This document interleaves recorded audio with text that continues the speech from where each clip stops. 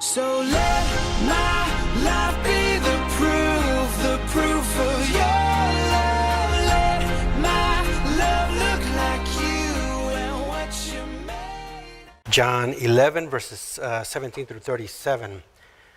The context here is that there's a funeral, and there's two loved ones. And most of us have been at funerals, and we know the survivors, and if we know them very close, then we know that when we go to the viewing or we go to the funeral, we're going to experience pain. And we're going to experience pain with them or them with us. There's a great loss. And how do we deal with that? If you remember, the leaders of the nation of Israel had basically rejected Jesus. And so now Jesus is going to focus on his disciples, and he's been focusing on his disciples, training them that in the midst of all loss, in the midst of all kinds of sufferings, to turn to him, even though sometimes he works in very odd ways. And one of the things that we saw the last time was that Jesus received the word that Lazarus was sick, and he still stayed there 2 more days, it says. Well, how odd is that? If he really loved him, why didn't he go? And sometimes we're confused about how God works. But still, he is achieving something that we do not know, but it's a good thing, right? It's a good thing. And so we need to wait upon the Lord in the midst of painful things. Now, America, CBS News was putting out that Americans lead the world in the use of illegal drugs. The CBS News. Another source tells us that Americans use 80% of the world's drugs. 80% of the world's drugs, legal or illegal. Imagine that. We're relatively small compared to the whole world. And yet we use 80% of the world's drugs, whether it's antidepressants or marijuana or opioids, as they've been showing that now doctors are unbelievable giving drugs at unbelievable rates. And so, every weekend, here locally, I wonder how many people get drunk here in the far McAllen, Edinburgh area every night, every weekend, the use of drugs. And why? Because we're trying to get away from pain. We're trying to get away from pain. When we need to understand that pain is the very stuff that God uses to help us grow. Pain is the very stuff God uses to help us grow. And so when we try to get away from pain, whether it's relational pain, memory pain, this happened to me in my past, and so I don't want to go there. We try to relieve our pain, but in trying to relieve our pain, and that's all we want to do, we skip the whole process of growing and growing out of the pain, finding some healing. Instead, we stay stuck, and the pain, the source of the pain, stays there, and it only festers. It only ferments.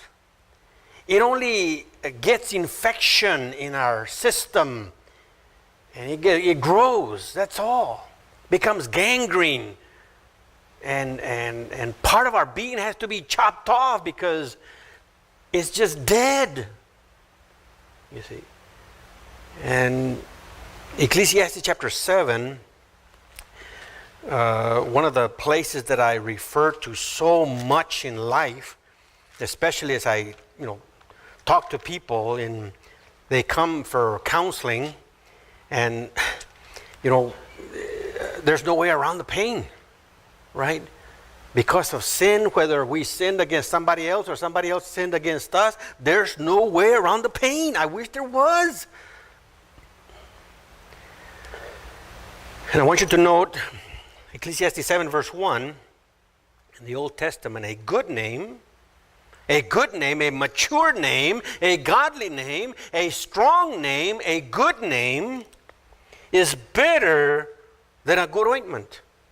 A good ointment will make us feel good, make us smell good, it soothes us, right? A good name is better than a good ointment. And the day of one's death is better than the day of one's birth. It is better to go into the house of mourning than to the house of feasting, because that is the end of every man, and the living, those that are really alive, take it to heart. Sorrow is better than laughter, for when a face is sad, a heart may be happy. The mind of the wise is in the house of mourning, while the mind of fools is in the house of pleasure. It is better to listen to the rebuke of the wise man than the one to listen to the song of fools. The truth, many times, is not popular or pleasant, but that's going to be the way to life. And the greatest source of pain is death. And that's the very stuff that God uses. In the day you eat, you shall surely die. Adam and Eve ate, and they died. They may have not died physically right away, but there was a separation from God. There was a spiritual death. And then eventually there was a physical death as well, right? And that's the effects of sin, and there's no way around it, and God uses death to bring us to himself. And that's what we have in this chapter, in John chapter 11. If you remember already in the previous verses, Martha and Mary had sent word to Jesus that their brother was ill. And Jesus stays away for a couple of more days after he heard that he was sick. Very odd. Now, that God promised, told the disciples, look, Lazarus is going to die. He's going to rise again from the dead. He's going to rise. And this is for God's glory. You know, God's promises will impact people differently. With some people, they're going to be greatly encouraged. With others, they're just going to care their here and now. Yeah. We're going to rise again from the dead, but I'm suffering right now. And it doesn't move them. It doesn't comfort them. You see? And so the Word of God is going to have various impacts on people depending on their disposition to the truth, depending on their attitude towards God's truth. And that's what we find in this passage here. You see, we have various responses, and we're going to see it here. But this thing about pain, again, I want to, people in the Christian community many times try to escape the reality of pain. You know, they use such teachings, half-truths. They're truth, but they're half-truth. Like, for instance, our identity in Christ. That we're identified with Christ, and so we have died with Christ and risen again to newness of life. Well, yes, wonderful truth. And that we are saints, we grow, we belong to God. Yes, but that doesn't take away the truth that we still groan even though we have the Spirit of God. But many Christians try to get away from the truth that they're suffering. You see. There's many books that have been written on the reality of suffering, even in this life, as Christians and non-Christians. It doesn't matter, right? But we've got to remember that God uses suffering and pain to help us grow and to help us know Him better. Here in this passage, John 11, verses 17 through 37, I called it Wait on Jesus. And it's about experiencing painful loss, right? The death of a dear brother, a beloved brother. Experiencing painful loss. We are not to demand relief, but grieve. reflect, and wait upon Jesus who cares for us. And that's a message that as parents, as friends, we must know it ourselves, so that when somebody else is suffering, our own children, and as I know, Nancy and I, now our oldest is 26, and on down to 17, we have 5 children, and we are at various stages, and we've gone through some suffering already with them, and I'm pretty sure we're going to go through more suffering. And with each other, we know that there's going to be suffering ahead. So what do? This passage teaches us that when experiencing painful loss, we are not to demand relief, but allow ourselves to grieve, number one. Number two, reflect, grow, and wait upon Jesus who actually really cares for us. And that's the process. So I break this passage, verses 17 through 20 is the setting, and it's a funeral, a death. And then there's a focus on Martha, and then a focus on Mary. And they are contrasted as two responses to the loss and to Jesus' words. Martha responds one way and Mary responds another, and they're contrasted. So verses 21 through 28 is Martha, verses 29 through 35 is Mary, and then kind of capsulized by the others as well, 36 and 37, the two different reactions. And so that's what we find here. So first of all, the setting is that there's an irreversible loss. From our perspective, at this point, it is an irreversible loss. There's a funeral. Someone has died. And in verse 17, it says, so when Jesus came, he found that he had already been in the tomb 4 days. I think what the gospel writer is trying to say is this. Look, it wouldn't have mattered if Jesus would have come right away. Back up in verse 5 and 6 of John 11. Now, Jesus loved Martha and her sister and Lazarus. So when he heard that he was sick, he then stayed 2 days longer in that place where he was. 2 days longer, right? If he'd have taken off right away, he would have gotten to Martha and Mary's 2 days earlier, right? But Lazarus had already been dead 4 days. So I think the gospel writer is saying, look, he just didn't wait and he would have made the difference. Lazarus had already been dead 4 days. You see? And I think that's the point. But now, as a background too, and this might have some significance, is that the Jews believed that when somebody died, 3 days still, the spirit was there trying to get back to the body, but on the 4th day, they were already gone because the body was starting to decompose, so it was completely hopeless for the spirit to come back. And maybe that was something significant that now it was 4 days and Jesus finally arrives. Perhaps, but I think that the gospel writer is just saying, look, it wouldn't have made a difference if we'd have taken off right away. And so I suspect that really it was a 4-day journey from wherever Jesus was to wherever they were in Bethany, which is just real close to Jerusalem, and we have it here. Anyway, be that as it may, the text says that he was dead already 4 days.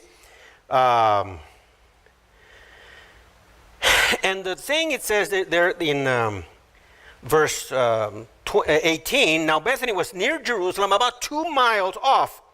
Now, 2 miles off is not a long ways in those days. They just walked up there 2 miles, and they were there. Why is that significant? Because verse 19, and many of the Jews had come to Martha and Mary to console them concerning their brother. Now, you got to also know that in those times, at a funeral, sometimes they would actually hire professional mourners. They would actually hire some people that would wail and, oh, oh, the lost, and cry. And I mean, they would actually hire some professional mourners. But even if they didn't, the Jews were there consoling, and you could hear you can imagine the funeral, a lot of crying and loud and the commotion that was there. And so you got to have that context there. It's not like today, many times it's so subdued and everything is orderly. And no, they would just be expressing loudly the loss. And in many ways, they knew that if somebody is holding in emotions, like we Americans do, I'm not supposed to cry. Emotional constipation. We just holding it. Can't let it out. Well, when you hear other people wailing, it's easier to, and you express too, because you hear it, you see. In a way, it was to help them mourn, the people that actually experienced loss. Anyway, again, be that as it may, that was the way it was. Now, here's the contrast of the two. In verse 20, Martha, therefore, when she heard that Jesus was coming, she went to meet him, but, here's the contrast, Mary stayed at the house. One took action right away and the other one stayed. And you're going to find that Mary was a take charge kind of person, but missed the heart. And sometimes when we are doers and doers and doers and doers, we miss the heart. We miss the heart. We miss what's going on in the soul. We just want to get things done. And Mary was one of those. How do I know that? Well, in Luke, if you remember already, at one point previous, Jesus had arrived and Mary was very, very concerned about all the preparations. And then she went and confronted Jesus. Jesus, don't you care that my sister's not helping me? Tell her. And the famous, Martha, Martha, you're worried about so many things, but there's really only one thing. And we hear that Mary was at Jesus' feet, hearing his word, receiving the Lord's word. And Martha really didn't like that. And we want to find here in this passage that Martha still is that way, right? And so we find her meeting with Jesus, and she instructs Jesus. And I want you to know the difference, because you see, if you look at verse 21, Martha said to Jesus, Lord, if you had been here, my brother would not have died, right?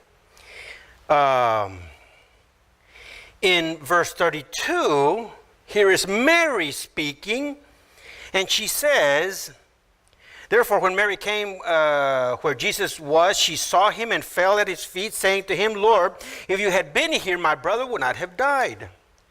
Same thing, right? Well, actually, let me tell you how the original reads it. How the original and you see the emphasis, the different emphasis between Martha and Mary. Martha places the emphasis on my brother. Mary places the emphasis on brother, the brother. You see, and here's how it reads. Martha's, Lord, if you would have been here, then not have died the brother, mine.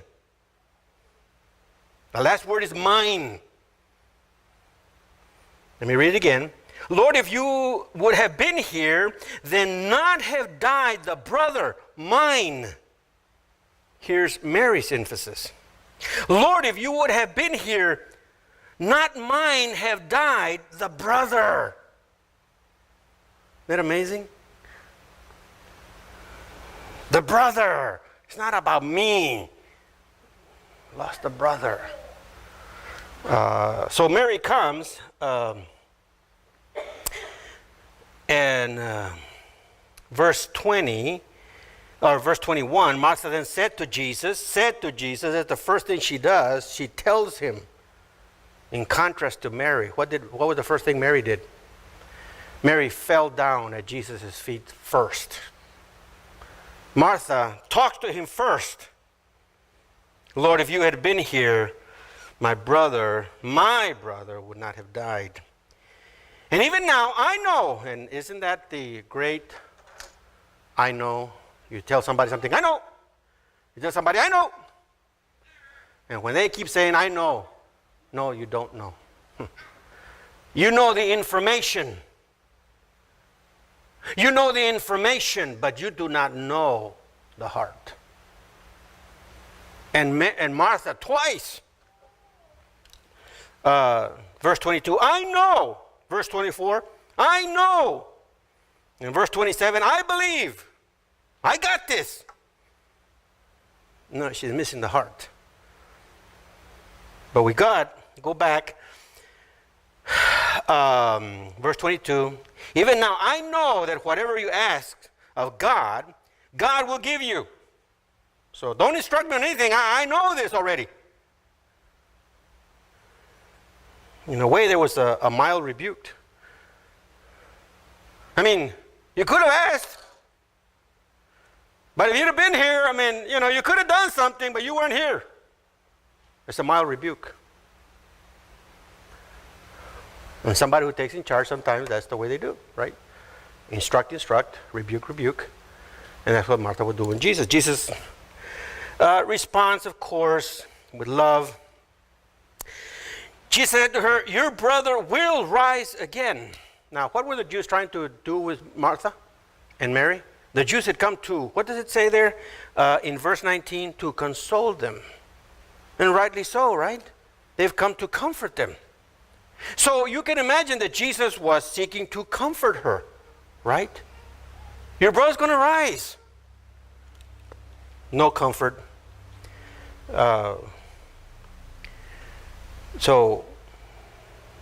Verse 24, Martha said to him, I know that he will rise again in the resurrection of the last day. And then what? It'll be too late then. After all said and done, it's the last day. Amazing. And Jesus said to her, I am the resurrection.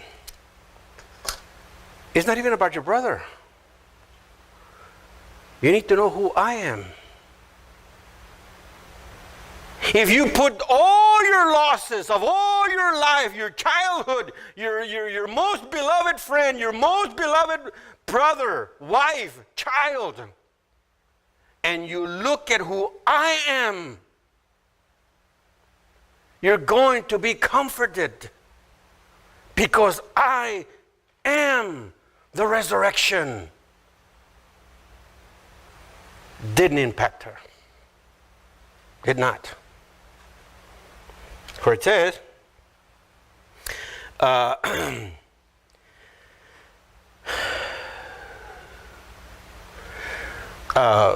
am the resurrection of the life. He who believes in me will live even if he dies. Take comfort, Martha. And everyone who lives and believes in me will never die. Do you believe this? Because that's what you need to know. That's what you need to concentrate on. It's not even about physical death. I am the resurrection. And if you believe me now, you can start experiencing the eternal life now. So that death is just a doorway into the life eternal. But right now, I am the resurrection.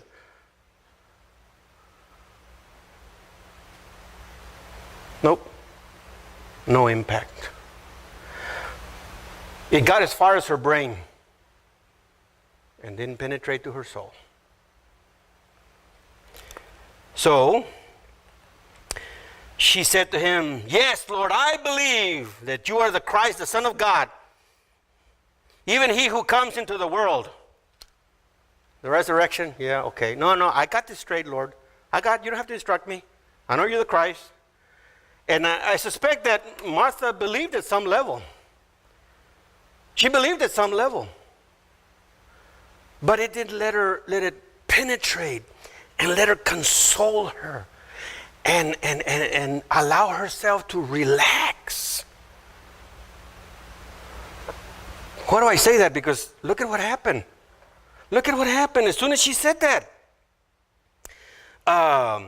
When she had said this, she went away. Doesn't seem like she even let Jesus talk anymore. I know you're the Christ. I know you're the one coming into the world. Pew, she's gone. Wow. Wow. And then, look at the way she addresses Mary. She could at least said, if the truth really penetrated her of what she had said, she would at least said, man, Mary, the King, the Son of God is here. Oh, no. What did she say? Hey, the teacher. And by the way, he's calling you. Yeah. His favorite pupil. Don't you remember the last time I had to do all the work and you were just sitting there and he rebuked me? Well, your favorite teacher is calling for his favorite pupil. That's the sense. You see? That's the sense. In fact, Jesus did not call for Mary. Jesus did not call for Mary. Isn't it amazing how biblical truth will impact some people very profoundly and others nada? Amazing.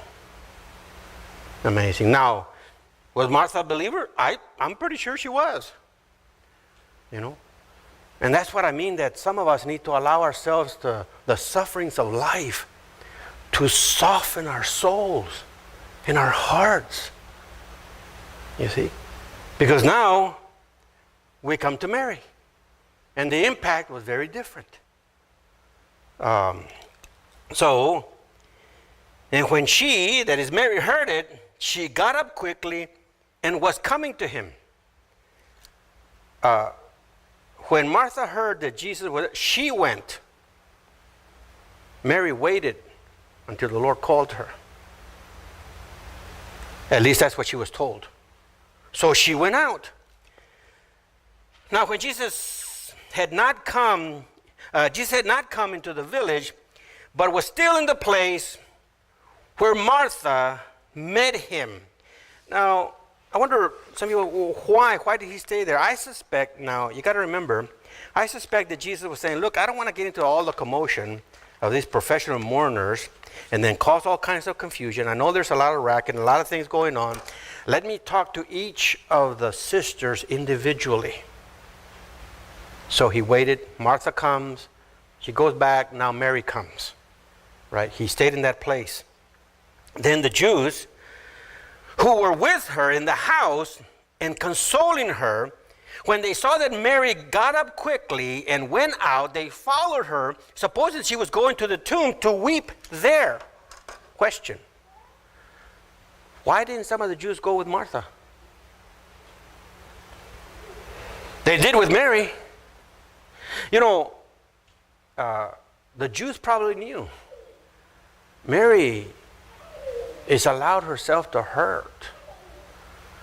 And there's a softness there. With Martha, there's a hardness. She's self-sufficient. She's a go-getter. She doesn't really need. And she might have people respect her because she's a doer. Do. Man, you gotta respect, but basically you don't want to be around that person. Right? There isn't a drawing. There's a respect, but there isn't a drawing, a warmth. You see? But with Mary, she drew people. They followed her. You see? She was weeping.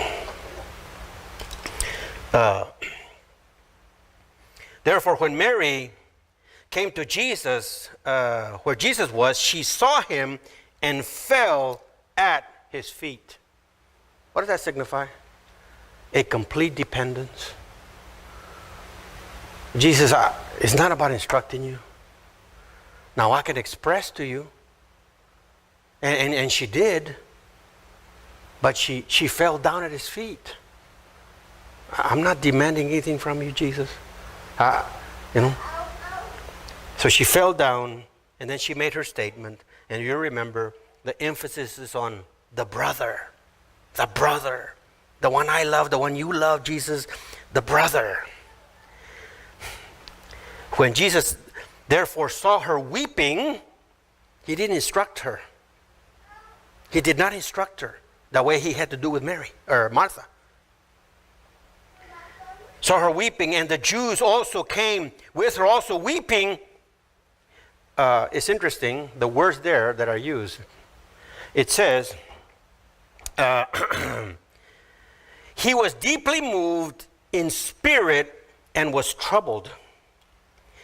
The word there for weeping for the Jews and Mary was this loud wailing.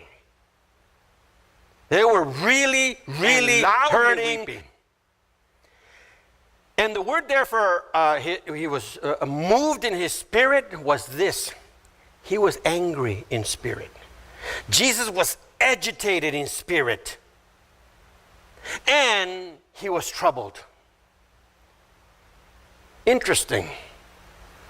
He was moved with a touch of anger. I suspect probably at the effects of sin, right? Here are his loved ones experiencing the effects of sin. And no one to really minister to them, to guide them. He was troubled. Now, he didn't get after them. He didn't get after them, right? And it's very, very instructive. And said, where have you laid him? They said to him, Lord, come and see. Where's our beloved laid? You know, when you go to a funeral and a loved one has died and the surviving loved ones meet each other, what happens? What happens? Oh, I've been in many funerals. And you hear the crying and the oh, and after a bit then they sit down. And then another loved one comes and oh, the pain comes out again, right? And then they sit down. And then an hour later, 30 minutes, 5 minutes later, another loved one comes in, oh, and they hug and hurt again. See? Jesus knew. And when people get in front of the brother that has died, of the deceased, there's something very powerful. Here's a person made in the image of God, has died. It's very powerful to be in the presence there, you see. So Jesus says, let's go where he's at. You see, I'm hurting with you. Even though he was agitated because of sin, what sin does, and the trouble of man. And then it says, the shortest verse in the Bible, Jesus wept. And their word for weeping is not the loud screaming and no. He burst into tears. It's a very different word. He just was weeping profusely. But he wasn't this yelling and screaming and wailing. Jesus wept. Now, at that, you have in summary form the different responses, right? In verse 36, so the Jews were saying, see how he loved him. Some responded that way. Look at, wow. Look at the love of Christ. How he loved him. Man, they were moved, right? But others had a different response, right? In verse 37. But some of them said, could not this man who opened the eyes of the blind man have kept this man also from dying? Contempt, rejection. Isn't that amazing? The very same truth, the very same context, the very same experience, people are going to react differently. People are going to react differently. And we cannot control their responses. Unless we're better than Jesus. Jesus could not control the various responses, right? It has to do with the heart. And it's very important for us, brothers and sisters, because sometimes we try to control people's reactions. They should do this and they should do that. Oh, look at, and then we go on and on and on as if somehow we should have the power to get them to respond right. No. No. So we have the various responses. So again, I say, look, they were all going through pain. And we have to say, wait a minute. We first of all need to allow ourselves to grieve. We need to allow ourselves to grieve. And then reflect in the middle of all this. What does this mean? What does this pain mean? And then wait upon Jesus, who really, really cares for us. So, my first application is this. When painful, confusing times come, and we are going to experience that if we haven't already, or we are in them now, or we know somebody who is, divorces, cancer,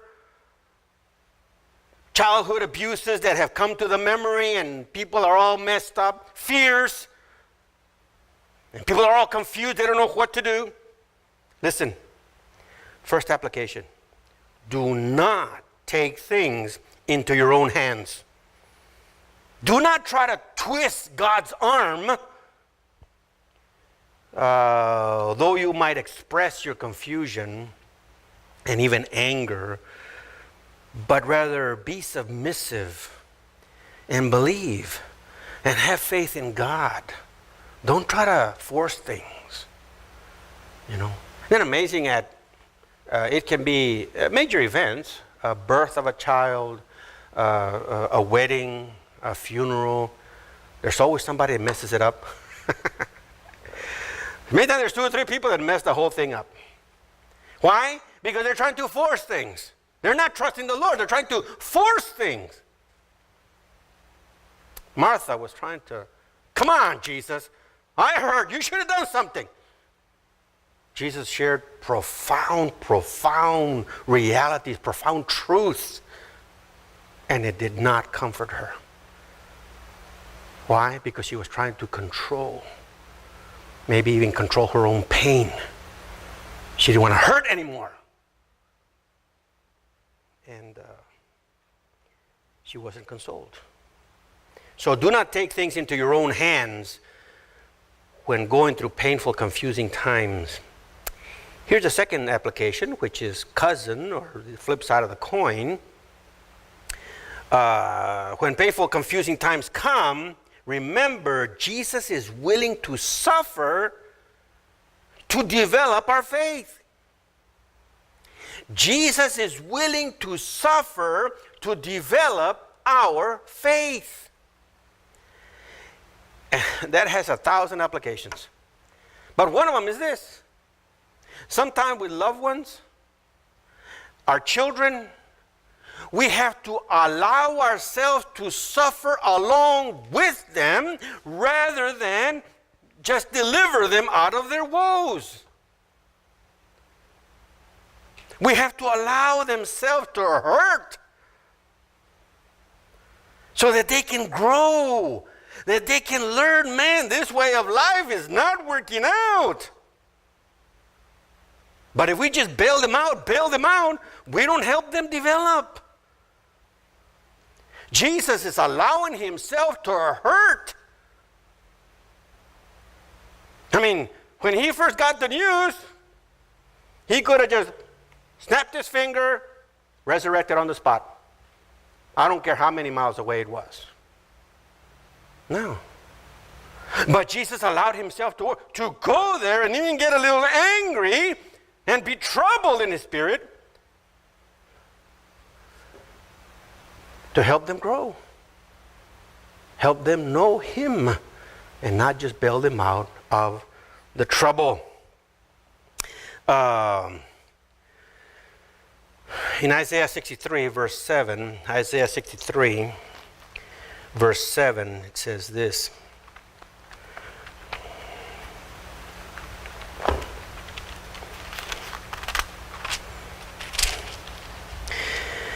Isaiah 63, verse 7.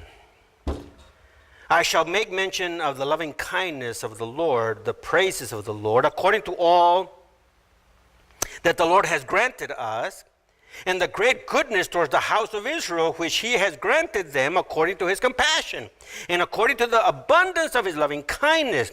For he said, surely they are my people, sons who will not deal falsely. So he became their Savior. In all their afflictions, he was afflicted. And the angel of his presence saved them. In his love and in his mercy, he redeemed them, and he lifted them and carried them all the days of old. But they rebelled and grieved his Holy Spirit.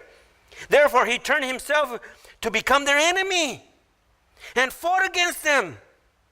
Then his people remembered the days of old, of Moses, where is he who brought them out of the sea with the shepherd of his flock? Where is he who put his Holy Spirit in the midst of them? Isn't that amazing? I mean, God was willing to fight with them, even though he was also willing to care for them and be afflicted when they were afflicted. Isn't that amazing? And so in confusing times, you got to remember, Jesus is willing to suffer to develop our faith. So we must be willing to suffer with people in general and not just try to bail them out of their woes automatically. What decisions are you making? I know you're hurting. I know you're hurting. What decision are you making? Once we see a certain brokenness, a certain humility, okay, how can we help you a little bit in the right way? So let's see, are you growing? You know? But to just deliver people out of their woes, no. Suffer with our children. Already mentioned that. So, first application, do not take things into your own hands. Number two, remember that Jesus is willing to develop our faith, and that's what he's after in the midst of suffering times. And number three, wait upon the Lord. Wait upon the Lord. Isaiah 40, verse 27. Isaiah 40, verse 27 says this.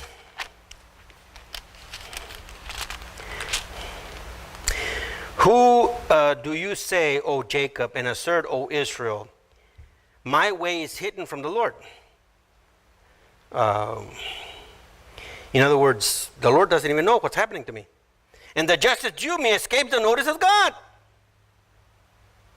Do you not know? Have you not heard? The everlasting God, the Lord, the creator of the ends of the earth. Do not become weary or tired. His understanding is inscrutable. He gives strength to the weary, and to him who lacks might, he increases power. Though youth grow weary and tired, and vigorous young men stumble badly, yet those who wait for the Lord will gain new strength. They will mount upon with wings like eagles. They will run and not get tired. They will walk and not become weary. Don't think that your suffering or the problem you're going through escape the Lord. He knows exactly what's going on. You see? So when we're going through suffering times, or anybody's going through suffering times, it's a time to reflect. What is going on here? What can I grow? How can I grow? What do I need? What lesson do I need to learn? Who is the Lord? Some of you might remember that my wife and I got married in 1988. And I had been single for a while, and it was hard. It was difficult. I remember realizing, man, you know what, Lord? You have not given me the gift of celibacy. You have not. And I remember crying out to the Lord. I already became a pastor. I was pastor of Living Word when I was single. Started as a single person. And it was tough, very tough. Why, Lord, why? And the Lord said, well, I can, if I want to, I can bring a wife from China if I want, woman. Not a problem. Well, in due time, it wasn't China, but it was New York. My wife's from New York. How in the world did that happen? It's the Lord. But I had to wait upon, and when we wait upon the Lord, that doesn't mean we sit on our couch and, okay, Lord, what are you going to do? Okay, Lord. I'm waiting. What are you going to do? No. Waiting upon the Lord means that we continue to do what is right. We continue to live a passionate Christian life, taking risks even, living by faith, living passionately, taking actions of love and sacrifice. As we wait upon the Lord, battling with temptations, with failure, right? And we go back to the Lord and we ask for forgiveness, but we continue to, okay, Lord, how are you going to wait? How are you going to work out things, Lord? It's waiting on the Lord. It's not sitting by idle, not doing anything. So, troubled times, painful times, confusing times. In our marriages, in our health, our finances, our careers, what do? Don't take things into our own hands. Develop your relationship with the Lord so that He develops your faith, and then wait upon the Lord. Wait upon the Lord. So let my life be